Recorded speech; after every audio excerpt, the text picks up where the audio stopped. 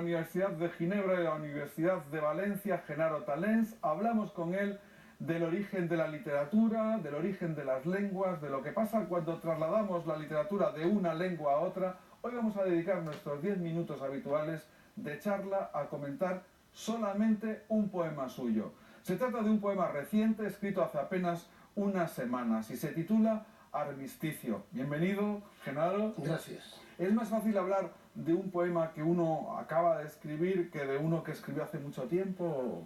Bueno, yo creo que más o menos es lo mismo. Una vez que el poema está acabado, ya no me pertenece. Entonces yo lo leo como si lo hubiera escrito otro, ¿no? ¿Y cómo sabes que un poema está ya acabado?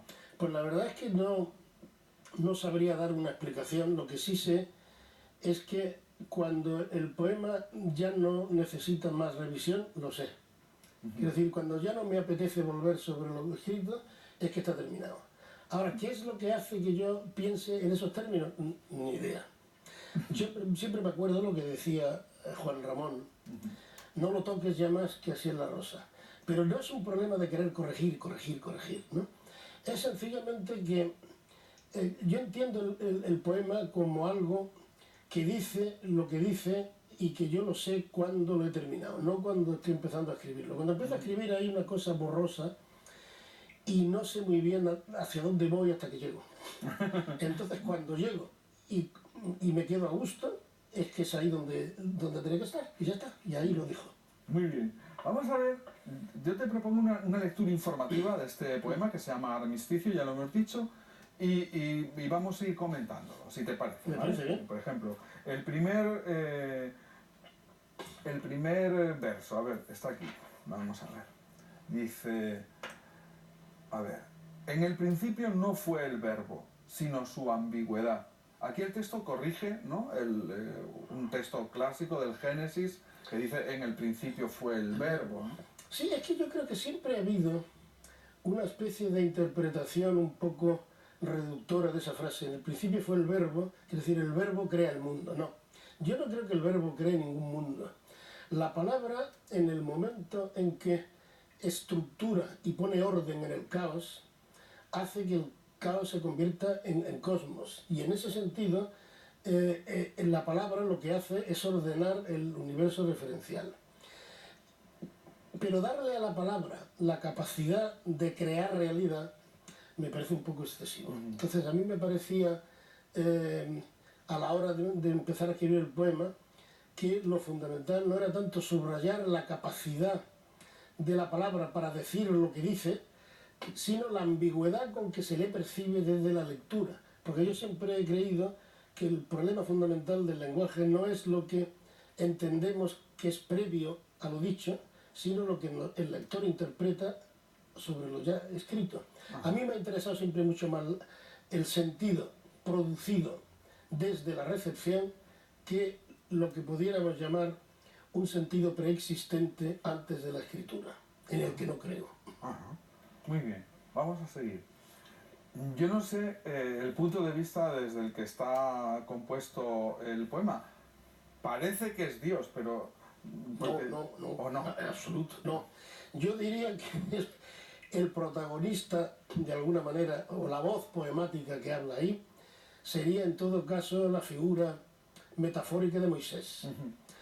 Moisés, en la tradición bíblica, que es uno de los libros míos de cabecera, un día sube al monte Sinaí porque quiere poner orden en el grupo de judíos que ha sacado de Egipto y que hacen, una vez que han salido del cautiverio, se dedican a vivir, a beber, a fornicar y no hacerle caso porque no quieren ningún líder.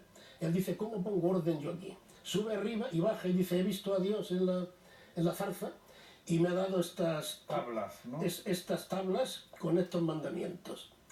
Claro, esto es, de alguna manera, Moisés inaugura, digamos, la figura del mediador que se quita de en medio, por decirlo de alguna manera. Porque le echa culpa a Yahvé. Sí, yo soy un mandado, ¿no? A mí me ha dicho Yahvé que diga esto, y si queréis alguna aclaración o alguna protesta, al maestro Herrero, ¿no?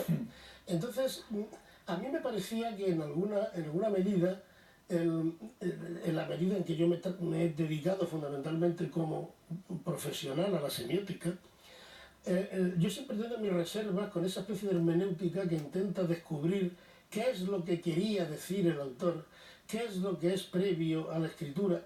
A mí me da igual.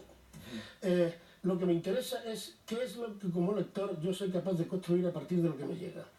Y en ese sentido, la mediación retórica me parece el quid de la cuestión, donde está siempre la manipulación o la no manipulación, la información política o no política, no es en el mensaje anecdótico, sino en la estructura retórica mediada, que además se presenta a sí mismo como transparente. Y en ese sentido, si empezaba con el Génesis es porque, es una interpretación mía por supuesto, a mí me parece que desde el punto de vista estructural, aunque el Génesis es anterior al Éxodo,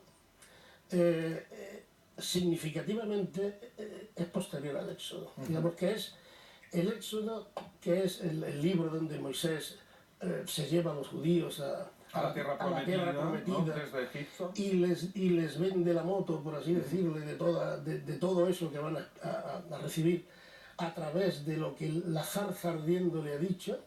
Necesita una justificación y esa justificación es la que empieza con el Génesis. Y desde esa perspectiva el poema empieza con el Génesis, al revés, dándole la vuelta. Y termina un poco con el viejo Moisés, que es poco antes de morir alguien con la capacidad suficiente para reconocer que les ha vendido la moto. Vamos, que eso era una invención suya, porque efectivamente, independientemente ya de lo que tenga que ver con la creencia, la figura de Moisés existe, la figura de Yahvé es un referente que nos tenemos que creer porque Moisés lo dice, porque nadie estaba allí con él delante de una supuesta zarza, ¿no? Muy bien, yo voy a seguir leyendo. Dice, se oía el confuso rumor de la materia, sembrando en el vacío los días y las noches, el zumbido lejano de la tierra al callarse. Aún no había luz. Primero el oído. Bueno, la idea de considerar que lo fundamental para explicar el mundo es la mirada, el ojo, a mí siempre me ha parecido una forma también de priorizar la aproximación masculina sobre la femenina.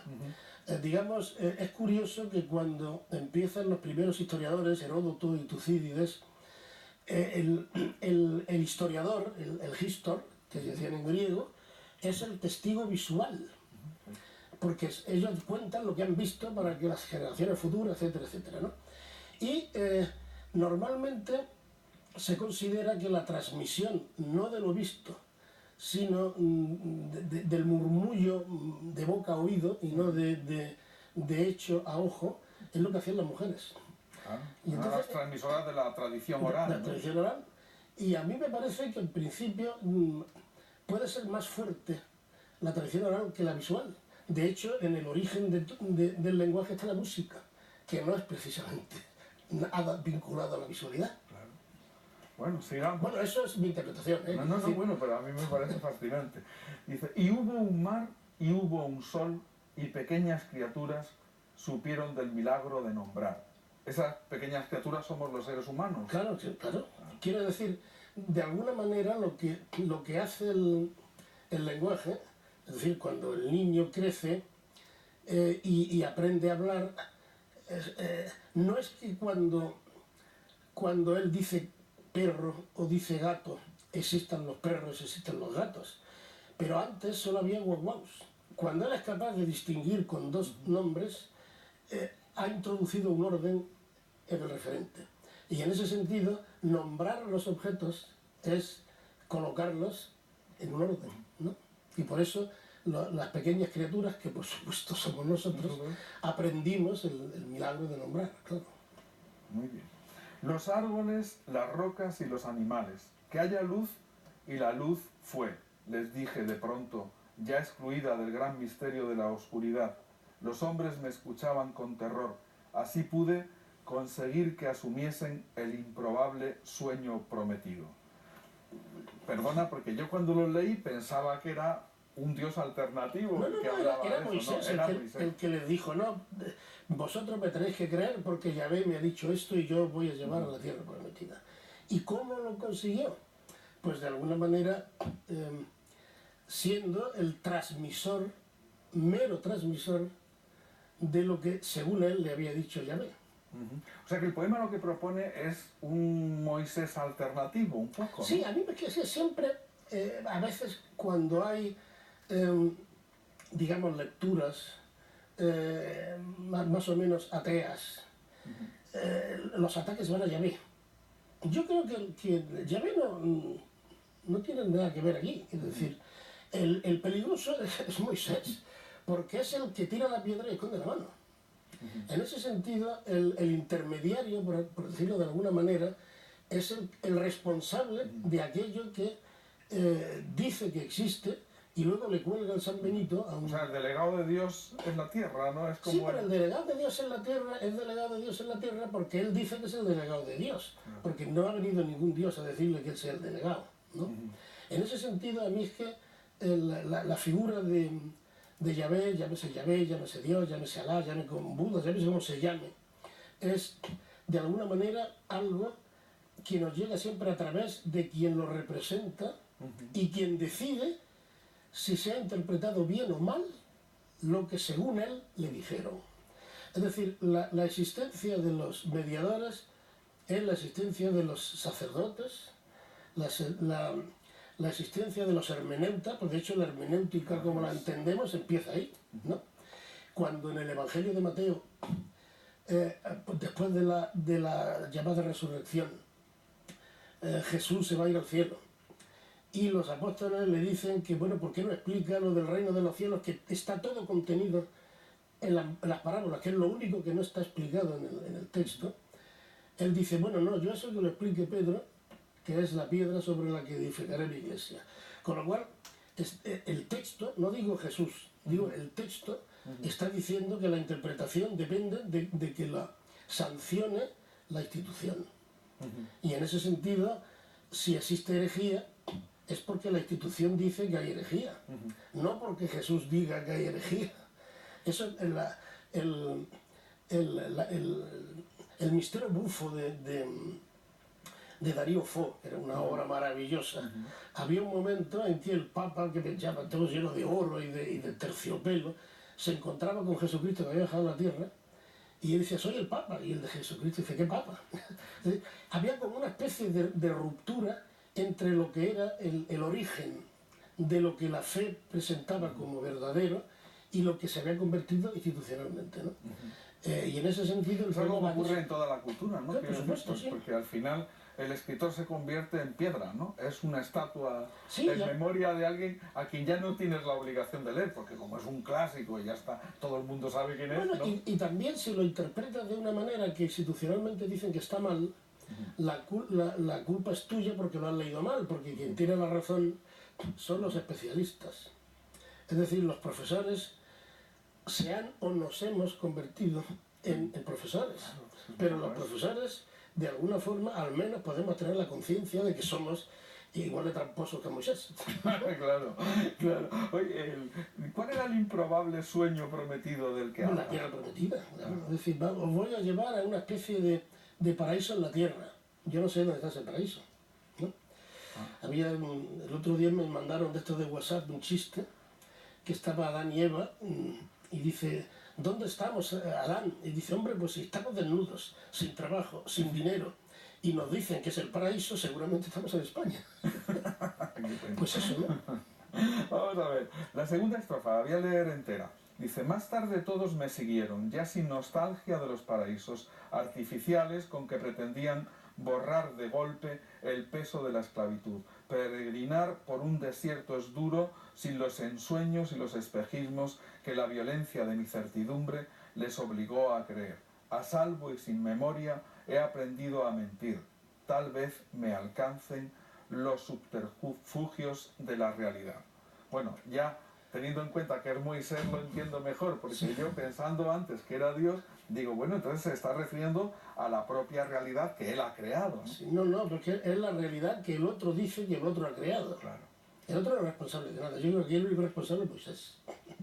Bueno, tenemos que despedirnos, pero me gustaría que leyeras el final del texto, la tercera estrofa.